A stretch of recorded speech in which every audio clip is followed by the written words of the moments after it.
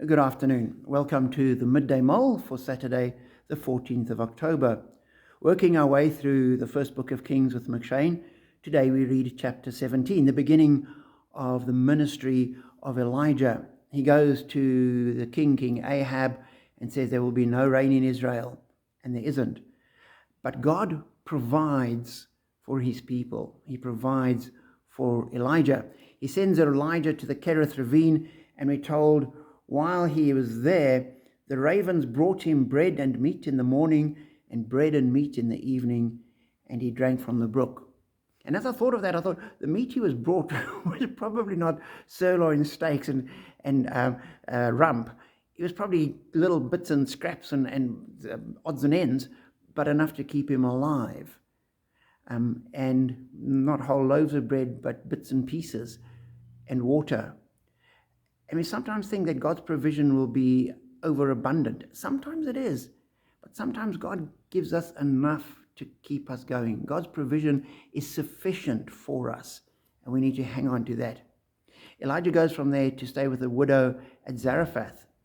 And there as well, God provides. She had a tiny bit of flour and a little bit of oil left, which she was going to bake bread for herself and her son and then die. And Elijah says, bake me a loaf first and then do that. And she did. And for the next while, the flour didn't run out. There was always oil. And so day after day after day, they could have bread. Again, they had bread so they could survive. They didn't have a sumptuous feast. And sometimes I think we might miss God's provision because we're looking for the wrong things. We're looking for something extravagant. And instead we need to see the basic daily necessities that God provides for us and say, this is what God has given to me. And that is a great encouragement.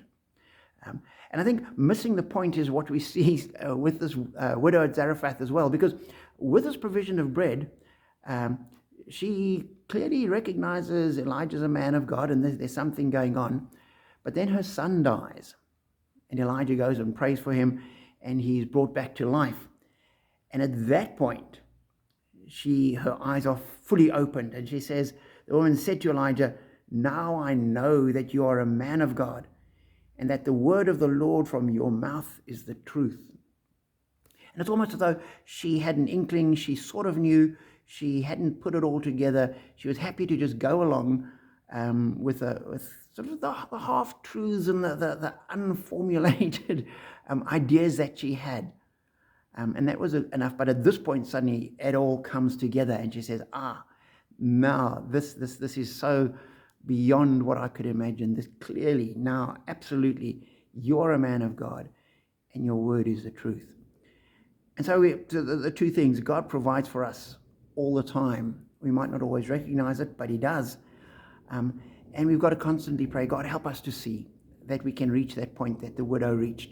And we just keep pursuing and keep hanging on to the word and keep reading and learning. And more we see more and more of the truth. And as we do that, it's a great encouragement and a blessing. So as God looked after Elijah and the people around him, God looks after us today.